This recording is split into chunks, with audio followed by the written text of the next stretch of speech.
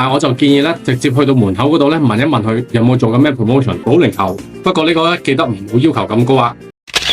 大家好，我係盧蘇。今日呢集咧同大家嚟到深圳國貿站呢邊咧，去試玩一間咧開咗冇幾耐嘅室內遊樂場啊！冇錯啦，就係呢間 All In 啦。嗱，咁你係可以咧喺呢邊呢個入口入去嘅，咁就用呢條扶手電梯上2樓，咁上到去咧沿住呢條路一路直行咧，你就會見到個入口噶啦。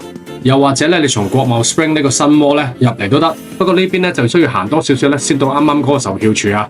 咁買飛方面咧，你就可以上翻美團或者大眾咧睇下有啲咩優惠。但係我就建議咧，直接去到門口嗰度咧問一問佢有冇做緊咩 promotion， 因為我嗰日咧商場做緊特別優惠，淨係俾咗388蚊咧，就有4張門票、3杯可樂同埋1個薯條啊。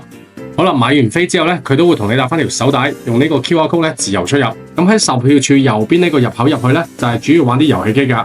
而佢對住呢個入口咧，就比較多啲一家大細都啱玩嘅遊戲啦。咁佢係有帶住呢個 VR headset 玩嘅賽車，呢個 VR 飛船嘅過山車，沙地嘅遙控賽車，保齡球。不過呢個咧記得唔好要求咁高啊！